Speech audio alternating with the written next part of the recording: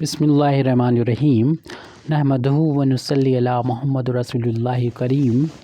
ये problem differential equation की है, linear differential equation with constant coefficient chapter से। Solve D square minus 4d plus 4 y is equal to 3x square plus 2 e to the power x। तो यहाँ पर y जो है वो इस ब्रैकेट के साथ में सिंपल सा मल्टीप्लिकेशन नहीं हो रहा, बल्कि ये एक ऑपरेटर है जो y पर ऑपरेट हो रहा है, तो ये हम लोग जानते हैं। तो इस डिफरेंशियल इक्वेशन को सॉल्व करते हैं तो इसके दो पार्ट होते हैं, कम्प्लीमेंट्री फंक्शन और पर्टिकुलर इंटीग्रल। तो सबसे पहले हम कम्प्लीमेंट्री फंक्शन फाइंड करेंगे, जो कि हमें एक इक्वेशन की हेल्प से मिलता है। इसको हम एक्सिलरी इक्वेशन कहते हैं। It's axillary equation. एक्सिलरी मतलब होता है जो हेल्प करने वाली होती है, सब्सिडियरी इक्वेशन भी बोलते हैं। तो वो y का जो कोफिशिएंट d का फंक्शन होता है, d की जगह पर हम m पुट करके एक्सिलरी इक्वेशन को फाइंड कर लेते हैं। तो देख रहे हैं कि ये होल ऑफ स्क्वायर है, क्योंकि m का इससे स्क्वायर लिखा जा सकता है। इसको हम 2 का स्क्वायर लिख सकते हैं, और बीच वाला जो नंबर है उसको 2 इंटू एम इंटू 2 लिख सकते हैं। तो 4m हो गया इसका। तो दोनों का इंटू का m का और 2 का इंटू का ट्वाइस है। तो इस तरीके से हम कह सकते हैं कि ये m और ये 2 और बीच में साइन होगा माइनस, इसका होल ऑफ स्क्वायर लिख सकते हैं इसको। और जब हम इसको 0 के बराबर पुट करेंगे तो m की वैल्यू 2 मिलेगी, लेकिन होल ऑफ स्क्वायर था तो इसका वाला m की वैल्यू हमें ये रिपीट करना होगी। तो m की वैल्यू हमको मिल गई 2 मिलेगी, लेकिन रिपीट करना होगी। और जब रिपीट होती है m की वैल्यू तो कम्प्लीमेंट्री फंक्शन m की वैल्यू को देख के ऐसे लिखा जाता है, c1 प्लस का c2 इंटू कर दिया जाता है, c2 में मल्टीप्लाई कर देता जाता है इंडिपेंडेंट वेरिएबल जो कि यहाँ पर x है उससे मल्टीप्लाई कर देंगे, और e टू द पावर में m की वैल्यू को लिख के उसमें भी इंडिपेंडेंट वेरिएबल से मल्टीप्लाई कर देंगे। ये तो यहाँ पर कम्प्लीमेंट्री फंक्शन आ जाता है। अब पर्टिकुलर इंटीग्रल की वैल्यू को फाइंड करना है, तो 1 अपान में लिख देते हैं। जो हमारा गिवन डिफरेंशियल इक्वेशन है उसमें y का जो कोफिशिएंट लिखा हुआ है उसको लिखते हैं डी स्क्वायर माइनस का 4d प्लस का 4, और जो भी राइट हैंड साइड में होता है उसको हम यहाँ पर लिख देते हैं 3x स्क्वायर प्लस 2 और e to the power x। और यहाँ पर इस फार्मूले का यूज़ करेंगे कि 1 अपान ये फंक्शन है d का, और e की पावर ax और कोई भी x का फंक्शन हो। तो इसमें क्या करते हैं कि e की पावर ax को इधर लिख देते हैं, और जहाँ पर भी d होता है वहाँ पर d की जगह पर d प्लस कर देते हैं, x e की पावर में x के कोफिशिएंट को लिखते हुए, यानी d प्लस a कर देते हैं, और बाकी ये ऑपरेटर b पर ऑपरेट कर देते हैं। इस फार्मूले का हम यहाँ पर यूज़ करेंगे, यानी हम e की पावर x को शुरू में लिख देंगे, और जहाँ पर भी हमें d मिलेगा, 2 जगह मिल रहा है। तो अगर हम इसको इस तरीके से फैक्टर करके लिख दें, क्योंकि d की जगह पर m किया था तो यहाँ पर भी हम d की जगह पर m करेंगे, लेकिन अभी फिर अगली स्टेप में ये करें, यानी d माइनस 2 का होल ऑफ स्क्वायर करके लिखा जा सकता है, और अगली स्टेप में इस फार्मूले का हम यूज़ करेंगे तो फिर आसान लगेगा।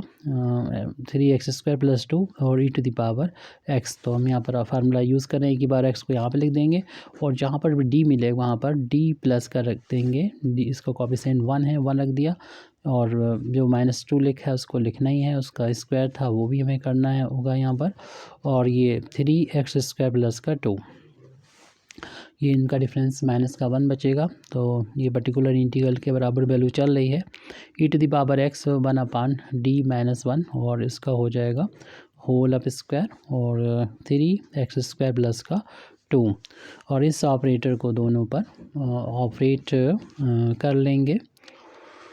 तो यहाँ पर क्योंकि ये पॉलिनोमियल है पूरा, तो इसको बाइनोमियल में कन्वर्ट करना होगा, और पहले से ये कन्वर्ट है। बस ये है कि 1 को हम पहले लिख देंगे और d को बाद में लिख देंगे, और उसके लिए हम -1 का -1 इसमें से कॉमन लेंगे, क्योंकि स्क्वायर है तो स्क्वायर होके बाहर होगा। तो माइनस कॉमन लिया तो ये 1 प्लस हो जाएगा, और d हो जाएगा माइनस का होल ऑफ स्क्वायर में -1 सिर्फ हमने बाहर लिया था, क्योंकि हमें बाइनोमियल बनाना है, और बाइनोमियल में 1 प्लस x की पावर n की फार्म होना चाहिए, यानी शुरू में 1 होना चाहिए, इसलिए ऐसा किया। इसको ऊपर न्यूमरेटर पे ले जाएंगे, और यहाँ पर देखिए -1 का स्क्वायर तो प्लस का 1 होता है, और उसको न्यूमरेटर में लेगा तो 1 माइनस d की पावर माइनस के हो जाएगी 2। और बाइनोमियल थ्योरम आपको मालूम है, इसका एक्सपेंसन क्या होता है, इसका एक्सपेंसन होता है 1 plus n x plus n minus one upon factorial two x square, और इसी की तरीके से और भी टर्म लिख सकते हैं। ज़्यादा टर्म हमें लिखने की ज़रूरत इसलिए नहीं है क्योंकि इसमें पावर ओनली 2 है और 3 बार डिफ्रेंसिएशन तो 0 हो जाएगा, तो मैक्सिमम 2 बार ही चाहिए होगा, नहीं डी स्क्वायर तक ही चाहिए होगा, इसलिए डी क्यूब तो रहने दें। तो e to the power x और 1 से डिवाइड करेंगे, यही आ जाएगा। उसमें एक्सपेंसन करेंगे इस फार्मूले के अकॉर्डिंग बाइनोमियल थ्योरम के, तो 1 प्लस n की जगह पर -2 है, x की जगह पर माइनस का d है, और फिर उसके बाद प्लस n माइनस 1 अपान फैक्टोरियल 2 और एक्स स्क्वायर मतलब माइनस डी का स्क्वायर और प्लस एंड सो ऑन, और ये से ऑपरेटर ये ऑपरेट हो जाएगा 3x स्क्वायर प्लस का 2 पर। अब हम आगे नेक्स्ट टर्म को देखते हैं, e की पावर x, ये माइनस माइनस प्लस हो जाएगा, अगली स्टेप में हम देखते हैं 1 प्लस का 2d और प्लस ये माइनस का 3 माइनस का 2, यानी माइनस माइनस प्लस हो जाएगा 2 इंटू 3 अपान फैक्टर 2 की वैल्यू 2 इंटू 1 होती है, माइनस का स्क्वायर प्लस हो गया, डी स्क्वायर हो गया और प्लस एंड सो ऑन, और ये ऑपरेटर ऑपरेट होना है 3x स्क्वायर प्लस 2 पर। हम यहाँ से 2 से 2 कैंसिल कर सकते हैं, तो हमें जो मिल गया वो लिख देते हैं यहाँ पर, e to the power x तो बाहर चल रहा है, 1 प्लस 2d प्लस का 3d स्क्वायर और प्लस एंड सो ऑन और 3x स्क्वायर प्लस 2। अब हम इसको अंदर हर एक टर्म पर ले जाएंगे, यहाँ तक तो मिलेगा हमें कांस्टेंट, और इसके बाद सब टर्म 0 हो जाएंगे, तो इसको लिखने की ज़रूरत नहीं है। तो ये हमें मिलेगा पर्टिकुलर इंटीग्रल के बराबर की वैल्यू चली आ रही है, e की पावर x बाहर लिखा हुआ है, 1 के साथ में जब हम इसमें मल्टीप्लाई करेंगे 3x स्क्वायर प्लस 2 का, तो यही मिलेगा 3x स्क्वायर प्लस 2। फिर इसके बाद नेक्स्ट टर्म आया है 2 है और डी 3x स्क्वायर प्लस 2 पर ऑपरेट होगा, फिर 3 इंटू डी स्क्वायर ऑपरेट हो रहा है 3x स्क्वायर प्लस 2 पर, प्लस बाकी सारे टर्म आगे के 0 हो जाएंगे, तो इन्हें लिखने की कोई ज़रूरत ही नहीं है।